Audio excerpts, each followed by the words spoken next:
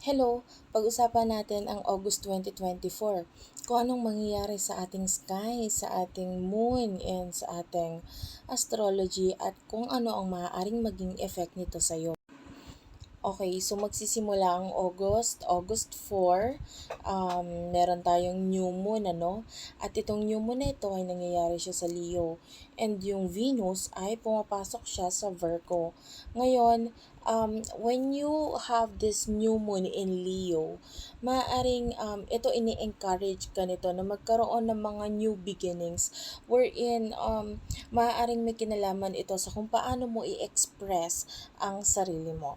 Ito yung time na magiging maganda for you to embrace or i-explore mo rin naman ang iyong creative side.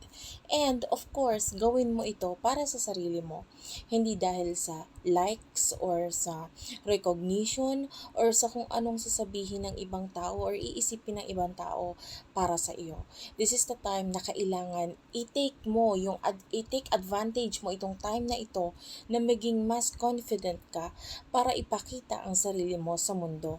Kung ano yung mga unique gifts mo, talents, and skills.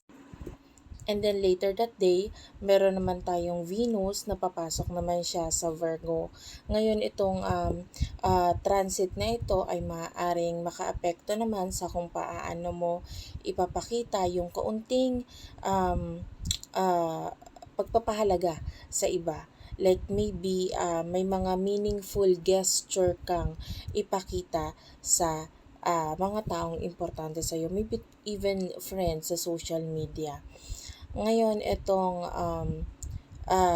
Venus in Virgo, pwedeng magdala lang siya or magbigay lang siya sa iyo ng sense of perfectionism. So, ito, pwedeng maging overly critical ka sa iyong sarili at sa iba. Medyo mag-ingat ka lang kung halimbawa may mga tao na nangangailangan ng opinion mo, maaaring maging honest ka during this time. And of course, kung gagawin mo yon, samahan mo ng konting compassion. Wag naman sobrang honest to the point na alam mong makakasakit ka. And also, mayroon tayong nangyayaring Mercury retrograde and Sun and Mercury Cazimi on August 5. Ngayon, dahil si Mercury magre-retrograde siya sa Virgo, ito sinasabihan ka nito na medyo mag-slow down at maging maingat pagdating sa iyong mga plano and the way na makikipag-communicate ka sa iba. Also with regards to your routine. Okay? Medyo maghanda ka sa mga susunod na linggo, no, habang nangyayari itong Mercury retrograde na ito dahil medyo magkakaroon ng problem or pagkakagulo pagdating sa technology, yan, with your phones or computer, laptops, or maybe may kinalaman sa travel and communication. Ngayon, pwedeng magkaroon ng mga delays, and also, may mga katotohanan sa'yo about yourself, about something na maaaring kailangan mong munang pigilan and medyo maging maingat ka pagdating din naman sa mga itinatago mo or something na hindi mo dapat sasabihin dahil maaaring ito ay ma-reveal mo, no? Dahil during this time pwedeng magkaroon ng problem with regards sa iyong communication na makapekto ito sa way ng pag-intindi mo sa sinasabi ng iba and also sa way na kung paano mo i-express ang sarili mo sa iba. So, during Mercury retrograde, mas maganda, no, kung ikaw ay mas i-realign mo ang iyong sarili or i-reflect mo, reflect on those time na kailangan mong pagtuunan ng pansin ang isang bagay or mga details sa buhay mo para mas maging maayos, maging mas organized.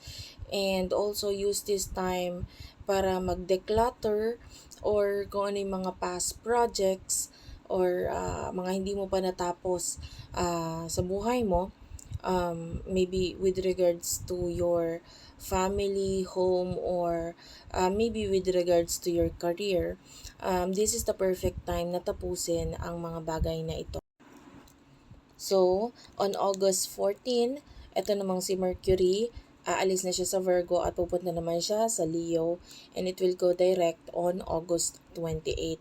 Ngayon itong shift na ito, maaaring from you being so serious, tapos masyado mong pinapansin yung mga detalye during that time, dahil doon sa paglipat na yon, maaaring mas more on creative side mo naman ang lumabas dito. And also, maaaring this is the opportunity na maipakita mo or mai-express mo ang iyong sarili. Whether this is your talents, your unique talents and skills, ayan. And maaaring this is the right time para ikaw ay maipakita mo yung sarili mo and be in the spotlight. Also, if you are, kind of like playful na tao, maaaring during this time mas may pakita mo yung playfulness mo and yung humor mo this time. So, ang pinakamahalagang date is August 18, wherein itong Mercury retrograde na to during this time. Itong si Mercury, nagkakaroon siya ng alignment with the Sun, and it's forming a Kazemi. Ngayon ito, this rare and very powerful position ay naglalagay sa Mercury para maging parang nasa heart of the Sun siya eh. Ngayon, ina-amplify niya yung influence ni Mercury. Ngayon, maaaring during this time magkaroon ka ng clarity, mental clarity, epiphanies, and mga insights during this time. And also, this is the time na maaaring mas ma-enhance yung abilidad mo para mai-express mo ang sarili mo with confidence, And this is the time na maaaring magkaroon ka ng mga new understandings. And also, maaaring marami kang mai-open or ma-uncover during this time, and maybe it has something to do with the issues na kailangan mong ayusin or solusyonan. Okay, so ang full moon naman this August ay mangyayari siya in Aquarius on August 19. Ngayon, itong full moon na ito, magbibigay siya sa'yo ng parang strong desire for freedom. Maaaring maramdaman mo during this time na kung naman yung mga bagay na kinakatakutan mo noon, this time maaaring it's your chance to break free from these old patterns, kasi maaaring gusto mo magkaroon ng pagbabago, maaaring sa the way you think, or the way you feel, or the way you act. So maaaring magkaroon ng pagbabago during this time. And also, this is the time wherein kung ano man yung mga pinipigilan mo sa sarili mo noon, maaaring medyo ma-realize mo na no, I don't want to keep this thing anymore, and you want to admit to aminin sa sarili mo kung ano yung mga bagay na dapat mo talagang gawain. Okay, this is the time wherein you will be more honest sa iyong sarili kung ano yung mga bagay na talagang mahalaga para sa'yo, okay, or for your future. And if you're feeling stuck, and maaaring regarding tradition or whatever, this is the time na maaaring hindi ka na matatakot na gawain yung mga dapat mong gawain, dahil para mawala ka dun sa pagkaka-stuck mo na yon. Maybe it has something to do with your success, happiness, and kung naman yung mga bagay na magbibigay sa'yo ng fulfillment. And even if, kahit marami ang maging against dito. And in August 29, itong si Planet of Venus, aalis na siya sa Virgo and pupunta na siya sa Libra.